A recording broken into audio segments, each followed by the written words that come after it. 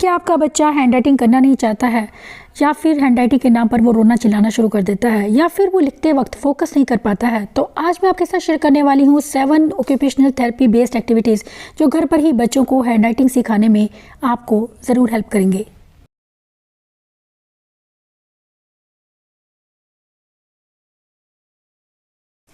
Hello, मैं हूँ हरप्रीत। आज बात करेंगे हैंड राइटिंग इश्यूज़ के बारे में। बच्चों को हैंड राइटिंग इश्यूज़ क्यों होते हैं? 90% बच्चे मैं देखती हूँ हैंड राइटिंग में इंटरेस्टेड नहीं होते हैं। उसके बहुत से रीजंस होते हैं। फर्स्ट रीज़न है वो है कि बच्चे का कंसंट्रेशन इतना नहीं है। हैंड राइटिंग के इश्यूज़ किन को होते हैं? जिन बच्चों को ऑटिज़म है, या जिन बच्चों को ADHD है, या फिर जिन बच्चों को डिस्ग्राफिया है। बच्चों में हैंड राइटिंग, ऑटिज़म और ADHD की जो वजह है वो ये होती है कि बच्चे फोकस नहीं कर पाते हैं कि उन्हें क्या लिखना है, कितना लंबा लिखना है, कितने टाइम तक लिखना है। जितनी चीज़ लेंथी है उतना ही उनका इंटरेस्ट उनमें कम होता चला जाता है और बच्चे लिखना छोड़ देते हैं। कई बार तो बिल्कुल भी लिखना नहीं चाहते हैं। वो बाकी काम तो अच्छे से कर लेते हैं, लेकिन जब लिखने के लिए कहा जाए तब बिहेवियर इश्यूज़ देखने को मिलते हैं। वजह क्या है? वजह है कि हम सही से उन्हें सिखा नहीं पा रहे हैं, या हमारा राइटिंग करवाने का जो वे है या तरीका है वो सही नहीं है। आज मैं उन सही वेज के बारे में बात करूंगी कि किस तरह से हम घर पर ही बच्चों को हैंड राइटिंग करवा सकते हैं। और ये जो स्ट्रेटजीज़ हैं ये मेरी OT पर बेस्ड हैं, और ये मेरा पर्सनल एक्सपीरियंस है कि किस तरह से हम बच्चों को हैंड राइटिंग की तरफ पुश कर सकते हैं, उन्हें इनकरेज कर सकते हैं, उन्हें किस तरह से उन्हें उनका हैंड राइटिंग के लिए इंटरेस्ट बना सकते हैं ताकि बच्चे सही से लिख पाए। तो आज इसी विषय में है मेरा वीडियो, बने रहिए आखिर तक और देखिए कि किस तरह से हम स्टेप बाय स्टेप बच्चों की हैंड राइटिंग को इम्प्रूव करते हैं या उनका हैंड राइटिंग में इंटरेस्ट बनाते हैं। फर्स्ट जो हमारा फैक्टर होता है, बच्चों में कंसंट्रेशन कम है, सबसे पहले ज़रूरी। और हम बच्चों को अक्सर ही जो फर्स्ट मिस्टेक करते हैं बीइंग के पेरेंट, कि हम बच्चे को पेंसिल और नोटबुक ये देते हैं। सेकेंड हमारी कंडीशन होती है कि आपको A लिखना है या 1 2 लिखना है, लेकिन ये आप बिल्कुल गलती मत करना कि बच्चे को आप पहले पेपर और पेंसिल बिल्कुल नहीं देंगे। दूसरी चीज़ कि बच्चे को आप नंबर्स या लेटर्स बिल्कुल लिखने के लिए नहीं कहेंगे। उससे पहले कुछ हमें स्टेप्स जो हैं वो बच्चे को सिखाने हैं जो हैंड राइटिंग में बच्चों का इंटरेस्ट बनाएंगे और जो बच्चों को एक अच्छी हैंड राइटिंग लिखने में हेल्प करेंगे। जो फर्स्ट स्टेप होता है वो है स्क्रिबलिंग। स्क्रिबलिंग यानी कि कुछ भी बच्चा उसमें लिख रहा है, उसमें कुछ ऐसी हमारी कंडीशन नहीं है कि आपको ये A लिखना है या आपको वहाँ लिखना है। क्योंकि क्या होता है कि बच्चे डिमोटिवेट तब होते हैं जब कहते हैं कि A लिखो और बच्चे वो बना नहीं पाते हैं, और हम उन्हें कहते हैं नहीं सही से लिखो। तो इस एक प्रॉब्लम के चलते बच्चे सही से लिख ही नहीं पाते हैं और उनका हैंड राइटिंग में इंटरेस्ट खत्म होना शुरू हो जाता है, बस बच्चे लिखना छोड़ देते हैं। इसलिए बहुत ज़रूरी है कि पहले हम बच्चे को एक कैसी रेनफोर्सिंग एक्टिविटी के साथ में, अगर हम बच्चे को क्रेयॉन दे दें और कोई एक थिक क्रेयॉन लीजिए या ट्रायंगुलर शेप का आप क्रेयॉन लीजिए और उसे बच्चे को सिंपली फ्लोर पर उसे स्क्रिबल करने के लिए बोलिए। वॉल्स पर नहीं बोलेंगे आप, क्योंकि वॉल्स पर जब बच्चे करना शुरू कर देते हैं तो एक बिहेवियर बन जाता है। हमें बच्चे को फर्श पे देना है, और फ्लोर पर जब हम बैठे हैं तो बच्चे को लेफ्ट टू राइट आप मोटिवेट करते रहिए। बच्चे को अगर बच्चा इस डायरेक्शन में हाफ सर्कल भी बना रहा है तो समझ लीजिए कि आपके बच्चे की मिड लाइन पर आप काम कर रहे हैं, उसके सिटिंग बिहेवियर पर काम कर रहे हैं। थर्ड चीज़ है उसका राइटिंग का फर्स्ट स्टेप जो है बच्चा आपका सीख रहा है। आप सिंपली बच्चे को फ्लोर पर बिठाइए, उसके हाथ में क्रेयॉन दीजिए और उसे अपनी तरह से अपनी मर्जी से स्ट्रोक्स लगाने के लिए बोलिए। इससे बच्चों का हैंड राइटिंग में इंटरेस्ट बनने लगता है। क्रेयॉन को किस तरह से होल्ड करना है, जिसे हम कहते हैं कि पिंसल ग्रिप को यूज़ करना। चाहे बच्चा आपका सही से होल्ड कर रहा है या नहीं कर रहा है, इस स्टेप में आप इतना चीज़ ये मैटर नहीं करती है। तो क्रेयॉन बच्चा जब होल्ड करना सीख जाता है, क्योंकि ठीक है बच्चे जल्दी इसे ट्राइपॉड, जिसे हम कहते हैं कि पिंसल ग्रिप से बच्चे से पकड़ना शुरू कर देते हैं। अब ट्राइपॉड ग्रिप में बच्चे ने आपके अगर कलरिंग शुरू कर दी है फ्लोर पर, तो ये स्क्रिबलिंग करनी शुरू कर दी है, तो ये बहुत बड़ी अचीवमेंट है। अब जो चीज़ होती है कि इसके साथ साथ आपको क्या करना है कि अगर आप ये चीज़ करवा रहे हो तो सिर्फ एक ये चीज़ नहीं करवानी। ये दिन में आप 2 बार ये ज़रूर करवाइए, लेकिन साथ में 2 बार इससे पहले आपको क्या करवाना है कि बच्चे को सिंपली क्लॉथ पिन को खोलना है, उसे बंद करना है, खोलना है, बंद करना है। शुरुआत में आप लूज पिन लीजिए, उसके बाद धीरे धीरे टाइट करते जाइए ताकि बच्चे की आप होल्डिंग पर काम कर सकें। ये एक एक्सरसाइज बच्चे को ज़रूर करवाइए, क्योंकि जब बच्चा क्लॉथ पिन को इस तरह से करता है तो उससे भी बच्चों में पिंसल ग्रिप बनती है और बच्चे कितना ज़ोर से पकड़ना है उस चीज़ को, क्रेयॉन को अच्छे से पकड़ पाते हैं, कितने प्रेशर के साथ पकड़ना है, ये सब चीज़ें बच्चे धीरे धीरे सीखने लगते हैं, क्योंकि बच्चे प्रेशर के साथ किसी चीज़ को पकड़ना शुरू कर। दूसरी एक्सरसाइज आपको करवानी है बच्चे को पहले, राइटिंग से पहले। वो सेकंड है कि आपको बच्चे को टूथपिक देने हैं और वो क्ले के अंदर बच्चे को इंसर्ट करने हैं। अगर आपका बच्चा टूथपिक नहीं पकड़ना चाहता है तो आप सिंपली बच्चे को क्ले का बॉल दीजिए और पेंसिल को उसमें पोक करने के लिए बोले। इससे बच्चे पेंसिल होल्डिंग सीखते हैं।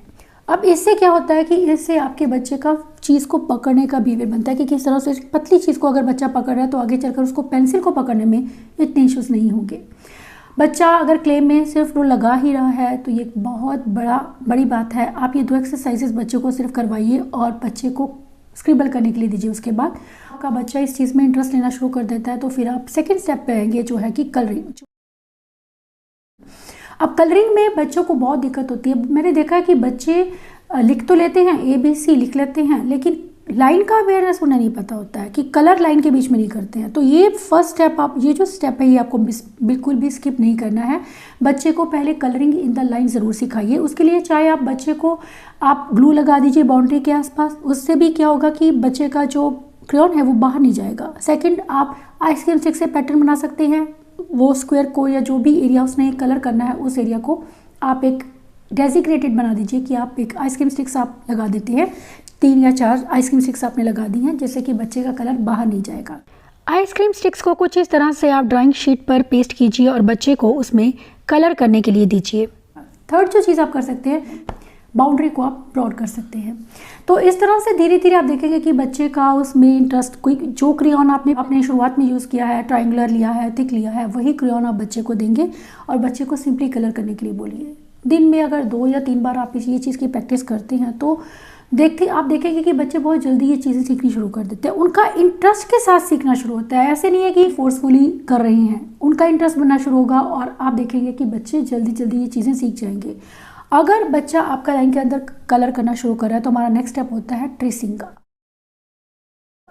ट्रेसिंग बच्चों को हम क्यों सिखाते हैं? ट्रेसिंग से बच्चों में बहुत सी चीज़ें बच्चे सीखते हैं ट्रेसिंग के साथ में। जैसे कि अब आप यहाँ पर पेंसिल या मार्कर को शुरुआत कर सकते हैं, या मार्कर ले लीजिए या पेंसिल ले लीजिए। अगर पेंसिल बच्चा नहीं कंफर्टेबल है तो मार्कर ले सकते हैं, या फिर आप पेंसिल पर रबर बैंड लगा दीजिए और उसे दीजिए। उससे ग्रिप थोड़ी मोटी होगी, या फिर आप ग्रिपर को भी यूज़ कर सकते हैं और बच्चे को इनिशियली आप दे सकते हैं। कुछ इस तरह से आपको रबर बैंड को पेंसिल के आसपास रैप करना है जिससे कि ग्रिप जो है इसकी मोटी हो जाएगी और बच्चा इसे इजीली होल्ड कर पाएगा। कि वो स्टार्टिंग में उसका एक बिहेवियर बनाने के लिए हमें यूज़ करना है, लेकिन इन प्रॉम्प्ट्स को, इन चीज़ों को हमें फेड भी करना है। तो ये एक चीज़ कि जैसे जैसे आपका बच्चा इंटरेस्ट उसका बनना शुरू हो तो धीरे धीरे हम ये चीज़ें हटानी शुरू कर देंगे ताकि बच्चा इंडिपेंडेंटली पेंसिल को यूज़ करना शुरू करे। ये आपको देखना है कि आपका बच्चा कहाँ और कब कंफर्टेबल होता है। जब वो आपको लगे कि वो कंफर्टेबल हो रहा है, जब लगे कि वो इरिटेट हो रहा है तो आप उसे फिर से मार्कर दे दीजिए, लेकिन बीच बीच में उसे पेंसिल की आदत आप डालनी शुरू कर देंगे जब आप बच्चे के साथ ट्रेसिंग शुरू करते हैं। ट्रेसिंग में आप बच्चे को सिंपल लाइन देंगे, स्टैंडिंग लाइन देंगे, स्लीपिंग लाइन देंगे। इस तरह से एक पैटर्न होता है जो एज के हिसाब से आप बच्चे को देंगे। 2 to 3 ईयर्स में जब आप स्क्रिबलिंग आपका बच्चा करने लग गया है, कलर करने लग गया है थोड़ा, तो ये स्टार्ट कर सकते हैं हम, जैसे कि ये स्टैंडिंग लाइन और स्लीपिंग लाइन 2 to 3 ईयर्स में। इसके बाद 3 ईयर्स में ही अगर बच्चा ये करने लग गया तो इसके बाद होता है सर्कल, और 3 to 4 ईयर्स में हम क्रॉस बच्चे को सिखाते हैं कि स्लीपिंग और स्टैंडिंग लाइन को जोड़कर क्रॉस बनाना। अब जो नेक्स्ट होता है हमारा 4 to 5 में आएगा स्क्वायर, कि बच्चा एक फिगर बना रहा है, एक शेप बना रहा है। 4 to 5 में डायगोनल लाइंस और मल्टीप्लाई का साइन। 5 to 6 ईयर्स में मैच्योर ग्रिप होती है बच्चे की, कि बच्चा सही से इस तरह से पकड़ता है पेंसिल को, जैसे कि मैंने पेन को पकड़ा हुआ है इस तरह से, ट्राइपॉड जिसे हम कहते हैं, एक वेब स्पेस बीच में बना हुआ है, फिंगर्स में आप देख रहे हो। इसके बाद आप देंगे शेप्स। ट्रेसिंग के लिए आप शेप्स देंगे जब बच्चा लाइंस को कर लेता है। अब इससे एक ये फ़ायदा होता है कि बच्चे को पता लग जाता है कि मुझे progression, left to right progression करना है, कि मुझे किस तरह से किस डायरेक्शन में हैंड को मूव करना है।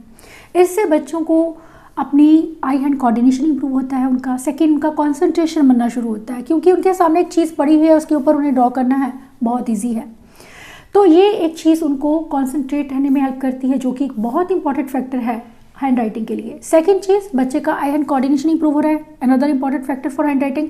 थर्ड जो चीज़ है कि बच्चा, उसका हैंड राइटिंग में इंटरेस्ट बन रहा है, लेफ़्ट टू राइट प्रोग्रेशन वो सीख रहा है, उसका विजुअल परसेप्शन अच्छा हो रहा है। तो ये चीज़ें बच्चों को हेल्प करती हैं उनकी हैंड राइटिंग को इम्प्रूव करने में। ये बेसिक फाउंडेशन स्किल्स हैं जो आगे चलकर आपके बच्चे को हैंड राइटिंग में हेल्प करेंगे।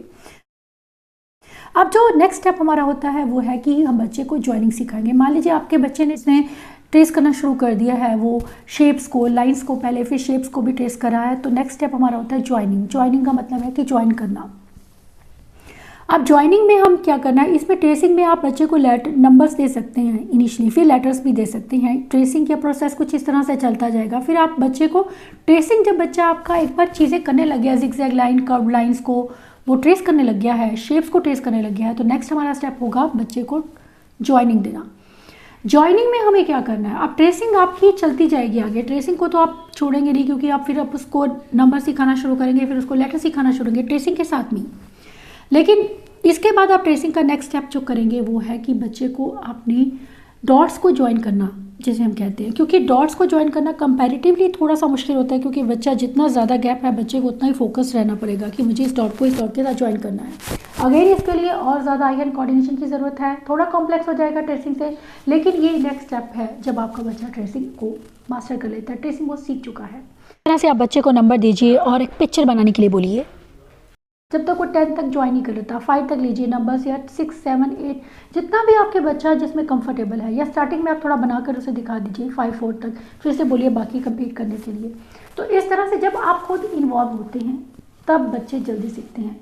हम अपने एटीट्यूड को, हम अपनी टेक्निक्स को थोड़ा सा भी चेंज करते हैं, अपनी स्ट्रेटजीज को चेंज करते हैं, तो बच्चों का हैंड राइटिंग में डेफिनेटली इंटरेस्ट बनेगा और बच्चे ज़रूर लिखना शुरू करेंगे। ज्वाइन करना शुरू कर दिया है तो हमारा नेक्स्ट स्टेप होगा कि हम बच्चे को ड्राइंग सिखाएं। ड्राइंग का मतलब है कि कुछ भी ड्रॉ करना। मैंने बहुत से बच्चे देखे हैं जो ABC लिख लेते हैं, 1 2 3 लिख लेते हैं, वर्ड्स लिख लेते हैं, सेंटेंसेस लिख लेते हैं, लेकिन ड्राइंग का जो पोर्शन है वो उनका मिसिंग रहता है।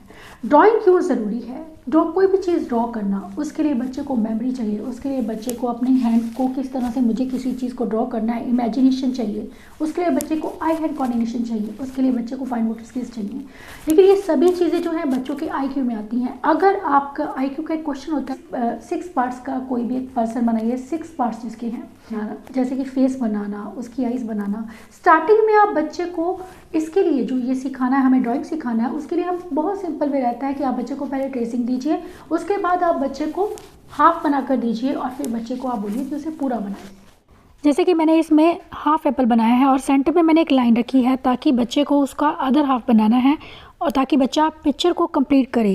ये एक अच्छी एक्टिविटी है बच्चों को ड्राइंग सिखाने की। तो ये चीज़ कभी आपने इस साइड बना दिया, कभी लेफ्ट, कभी राइट, इस तरह से बनाना है और बच्चे को उस पिक्चर को कंप्लीट करना है सिर्फ। उससे भी बच्चों में ड्राइंग का एक प्रोसेस स्टार्ट हो जाता है कि बच्चे समझना शुरू कर देते हैं कि मुझे किस तरह से किसी चीज़ को ड्रॉ करना है और ये शेप किस तरह से आएगी। वो दूसरी एक चीज़ कर सकते हैं कि आप मिसिंग पार्ट्स, जैसे आपने कार बना दी है उसमें व्हील मिसिंग कर दो, आप बोलो कि इसमें सर्कल ड्रॉ करो, देखो व्हील बनाओ, तो बच्चा उसमें 2 सर्कल भी लगाता है, तो उसने पिक्चर को कंप्लीट किया है। ये पिक्चर कंप्लीशन है, अगेन बहुत अच्छी एक्टिविटी है, बच्चों के IQ की एक्टिविटी है। इससे आपके बच्चों में रीजनिंग थिंकिंग डेवलप होती है और साथ ही बच्चों के राइटिंग स्किल्स भी आप देखेंगे कि इससे इम्प्रूव होंगे। ये है पिक्चर कंप्लीशन की एक्टिविटी, जिसमें कि मैंने एक पिक्चर सामने बनाई है और बच्चे को उसे देखकर उस पिक्चर को कंप्लीट करना है। Picture completion is another activity जो IQ की एक्टिविटी है, जो बच्चों में हैंड राइटिंग को भी इम्प्रूव करती है। आपका बच्चा ड्रॉ क्लीन और नीट एंड क्लीन वे में करेगा, उतना ही उसका हैंड राइटिंग पर भी असर होगा कि बच्चा नीट एंड क्लीन लिखेगा आगे। नेक्स्ट चीज़ जो हमें करनी है वो है कि इमिटेशन करना। अब आपने उसे बोलो डू दिस। इमिटेशन तो हम बच्चों को सिखाते ही हैं कि हम ऑब्जेक्ट के साथ में सिखा रहे हैं, हम ग्रॉस मोटर सिखा रहे हैं, तो यहाँ पर हम फाइन मोटर सिखाएंगे कि हमने पेंसिल एक लाइन सिंपली ड्रॉ किया, बच्चे को बोलो डू दिस, तो बच्चा सिंपली उसे ड्रॉ कर लेगा, बहुत ईजिली करेगा, क्योंकि आप जो स्टेप्स बच्चे को मैंने जो बताए, अगर आप ये सब अचीव कर चुका है बच्चा, तो ये सब चीज़ें ज़रूर करेगा कि बच्चा सिंपली लाइन लगा लेगा। उसमें सिखाई है स्टार्टिंग में ट्रेसिंग में जो कॉन्सेप्ट हमने लिए हैं कि पहले स्लीपिंग लाइन लेनी है, फिर इस तरह से सर्कल लेना है या फिर इस तरह से क्रॉस लगाना है। तो इस तरह से अगर आप बच्चे को सिखाते हैं कि बच्चे को इमिटेट करना, आपने बोला है कि डू दिस, तो बच्चे ने उसी तरह से देख कर किया है, तो इसे हम कहते हैं कि इमिटेशन करना। एक होता है कॉपी करना, कि आपने सिंपली लाइन दे दी है बच्चे को और बच्चे को उसको देखकर कॉपी करना है। तो ये दोनों ही चीज़ें एक में आती हैं कि आपका बच्चा पहले आप इमिटेशन में सिखाइए, फिर उसे बोलिए कि वो कॉपी करे। अब धीरे धीरे आप बच्चे को इसी इमिटेशन में ही आप नंबर दे सिखा सकते हैं, आप लेटर सिखा सकते हैं, बच्चे ज़रूर ये चीज़ें सीखेंगे। उसके बाद जो नेक्स्ट स्टेप हमारा होता है कि बॉक्स में लिखना, ताकि बच्चा अनइवन ना लिखे, कुछ लेटर बड़े कुछ लेटर छोटे, कुछ इस तरह से बच्चे लिखते हैं। तो हमें उसे ठीक करने के लिए ज़रूरी है कि हम बच्चे को एक बॉक्स में दें। पहले हम उसको उसका नाम लिखना सिखाएं, बच्चे की पिक्चर पेश कीजिए, सामने उसका नाम लिखिए और बच्चे को इमिटेशन में उस अपना नाम लिखना है। तो ये चीज़ें बच्चों को मोटिवेट करने के लिए बहुत ज़रूरी है कि मम्मा, अगर मम्मा की पिक्चर लगी है तो मम्मा लिखो। लेटर फॉर्मेशन जो है इनका गैप एक प्रॉपर नहीं रहता है, अनइवन गैप रहता है। जैसे कि कई बार वो उसके ऊपर ही लिख देते हैं, लेटर्स के ऊपर स्पेस बिल्कुल नहीं रहता है, क्योंकि स्पेस की उन्हें जानकारी नहीं है कि कितना स्पेस में मुझे लिखना है। इसी तरह से ये दूसरी मिस्टेक बच्चे ये करते हैं कि जैसे CAT और CH के बीच में ज़्यादा गैप रख दिया।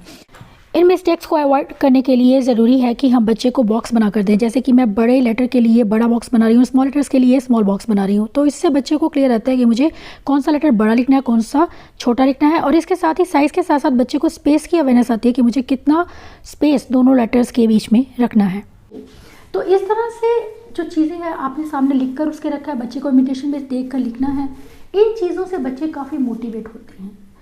आप जब ये चीज़ें करते हैं स्टेप बाय स्टेप, अगर लेटर्स को किस तरह से फॉर्मेशन उनका करना है वो हम इजीली बच्चों को सिखा सकते हैं, अगर हम इन सभी स्टेप्स को पहले बच्चे को सिखाते हैं। क्योंकि अगर ये स्टेप्स आप स्किप कर जाते हैं तो राइटिंग यकीनन बहुत मुश्किल होने वाली है, लेकिन अगर आप ये स्टेप्स करते हैं तो डेफिनेटली बच्चे राइटिंग में इंटरेस्ट भी लेंगे और वो साफ भी लिखना शुरू करेंगे।